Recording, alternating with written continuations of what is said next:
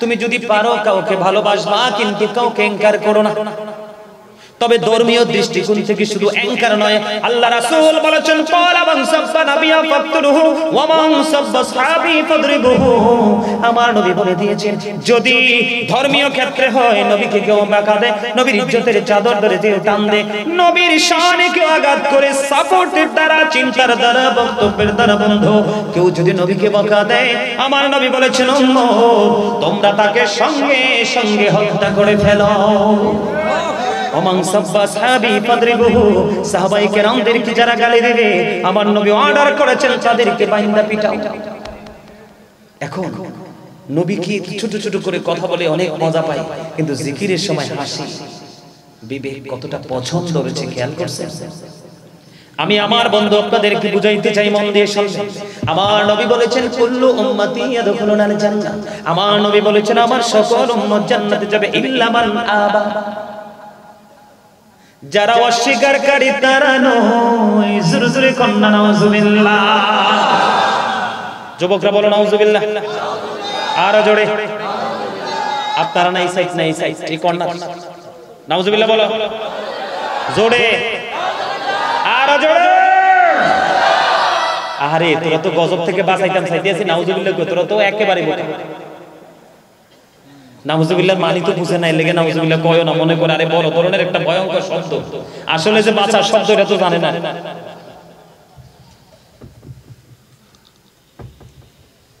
আমার নবী বলেছেন যারা অস্বীকার করে তারা জান্নাতে যাবে না। কিলা ওয়ামান আবা, রাসূলকে প্রশ্ন করা হলো, ইয়া রাসূলুল্লাহ অস্বীকারী কারা গো? আমার রাসূল বললেন ক্বালা মান আতআনি দাখালাল জান্নাহ, যে আমার অনুগত করে সে জান্নাতে প্রবেশ করবে। ওয়া মান আসানি ফাকাদ আবা, জোরে জোরে কন্না নাউজুবিল্লাহ। যে রাসূলের অনুগত করে না সে অস্বীকারী। শুরুটা কি সুন্দর দেখছেন? নবীজি বলেছেন আমার সব উম্মত জান্নাতে যাবে, যারা অস্বীকার করে তারা নয়। প্রশ্ন করা হলো, ইয়া রাসূলুল্লাহ কারা অস্বীকারী? রাসূল বললেন ক্বালা মান তুআনি দাখালাল জান্নাহ, যারা আমার অনুগত, যে আমার অনুগত করে সে জান্নাতে প্রবেশ করবে। আর যে নবীকে অনুগত করলো না সেই তো অস্বীকারী। জোরে জোরে বলেন না, কি বলবেন? নাউজুবিল্লাহ। নাউজুবিল্লাহ বলা লাগবে না? যারা নবীকে অস্বীকারী, আমার দিকে তাকান, এখানে আমার চাইতে আমার শিক্ষক তুল্য অনেক সিনিয়র আলেম বন্ধু, আমি আপনাদেরকে বলে দিতে চাই, যারা অস্বীকারী, নবীর অনুগত করে না, এরা যত বড় মুফতি হোক, এদের পিছনে নামাজ পড়লে লাভ তো হবে না। কারণ যার নবীর প্রতি প্রেম নাই সে কখনোই মুমিন হতে পারে না। আমার নবীর প্রেমই হলো ঈমান। যার ঈমান নাই তার কোনো কিছু আল্লাহর দরবারে গ্রহণযোগ্য নয়।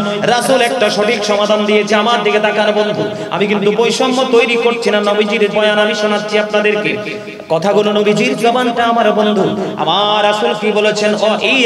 ও ইয়াহুম লা ইউদিল্লুনাকুম ওয়া লা ইফতিনুনাকুম, যারা নবীকে অনুগত করে না, নবীকে অসম্মান করে, নবীর ইজ্জতের চাদর ধরে টান দেয়, নবীকে আমার মতো বলে, নবীর ইজ্জতে আঘাত করে, নবীকে বন্ধু মাটি বলে, সাধারণ বলে, নবীর ইজ্জতের চাদর ধরে টান দেয়।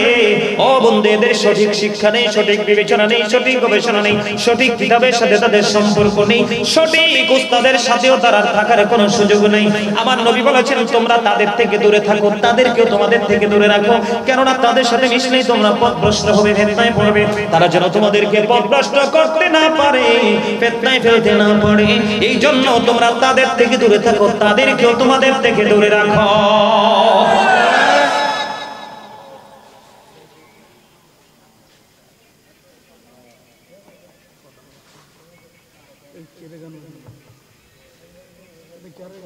কথা কি বুঝতে পারছেন? ইয়া আইয়ুহাল্লাযীনা আমানু লা তারফাউ আসওয়াতাকুম ফাওকা সাওতিন নবী, জোরে জোরে বলুন আল্লাহু আকবার। আল্লাহ রাব্বুল আলামিন কিভাবে আমাদেরকে সাবধান করতেছে, আপনাদের ঈমান বাঁচানোর জন্য বলছি। আজকে আমাদের ঈমান ঠিক নাই বিধায় আমাদের আমলও ঠিক নাই।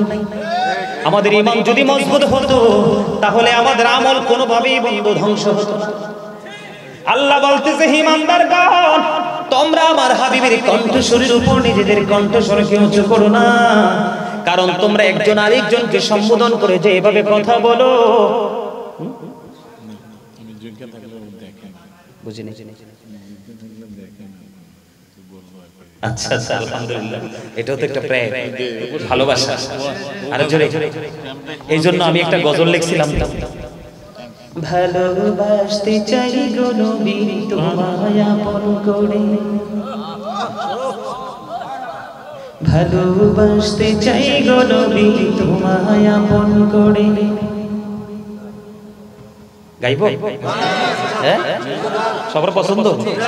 ও মা, না গজলে গাইতাম না, গজলে গাইতাম না। চুপ। তোমরা সুবহানাল্লাহর বেলায় আল্লাহরে সুবহানাল্লাহ কইতে কইলে কও না, আলহামদুলিল্লাহ কইতে কও না। তোমরা গজল কম আমি গলা ফাড়াইয়া ইউটিউবে নিয়ে সারবা, ইনকাম করবা, এটা তো হইতে পারে না। তোমাদের সব ঠিক থাকবে তাহলে আমিও সব ঠিক রাখবো। কি ভুল কইছি? হ্যাঁ, গজলের চল বাদ, ওয়াজটাকে ধরে লই আরেকটু। বন্ধুরে আবার আমি বলতে চাই, আল্লাহ রাব্বুল আলামিন ঈমানদারদেরকে ডাক দিয়ে বলল, তোমরা একজন আরেকজনকে যেইভাবে সম্বোধন করে ডাকো, যেইভাবে কথা বলো, তোমরা আমার হাবিবের ক্ষেত্রে এমনি ভাবে কথা বলিও না, কারণ যদি বলো তোমাদের মনের অজান্তে পাহাড় সমান আমল বিনষ্ট হয়ে যাবে। এটা কি সতর্কতার সিগন্যাল কিনা? আরো জোরে বলেন। বন্ধুরে আমার, আপনারা দেখেছেন ফিলিস্তিন এবং ইসরায়েলে যখন যুদ্ধ হয়েছে, যখন বন্দুক বোমা হামলা হয় তারই আগে সিগন্যাল আসে, ঠিক না? ঠিক আসে কি আসে না?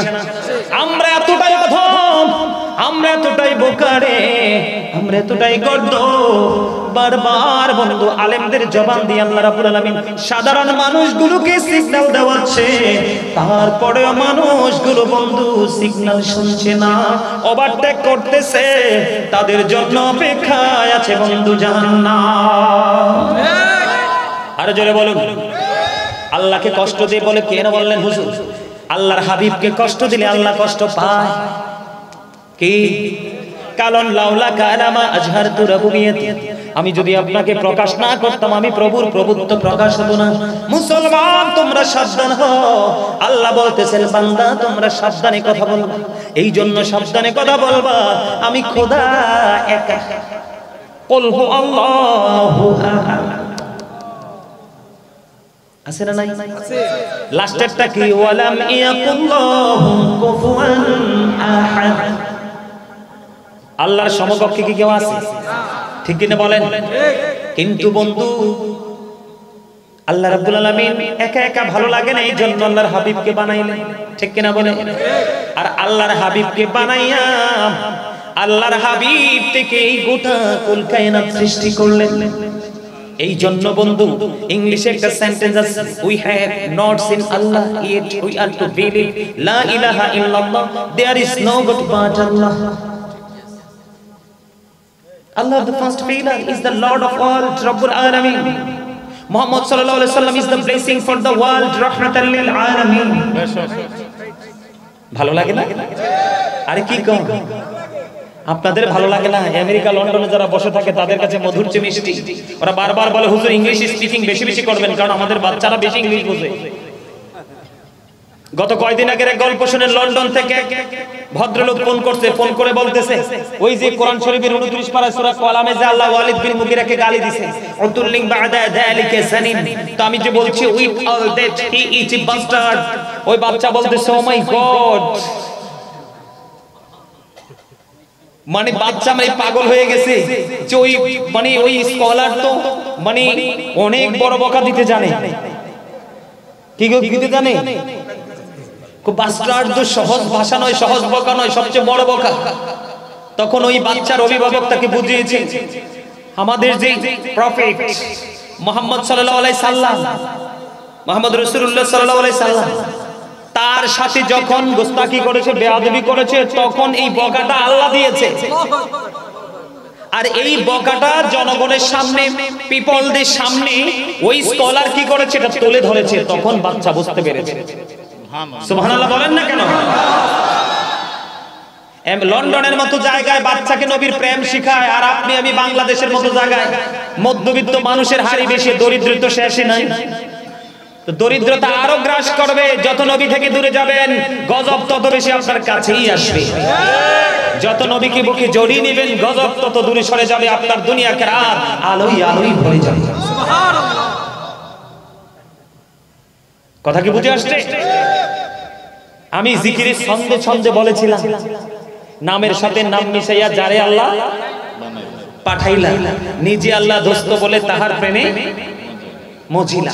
এটা বলাতে কিন্তু অনেকের মুখে একটু মিষ্টি হাসি এসেছিল। তোমরা তো বুঝো না আমি কেন বলছি। আল্লাহর নাম লিখতে 4টা হরফ, আলিফ লাম লাম হা, একটার উপরে নিচে নকতা নাই। নবীজির নাম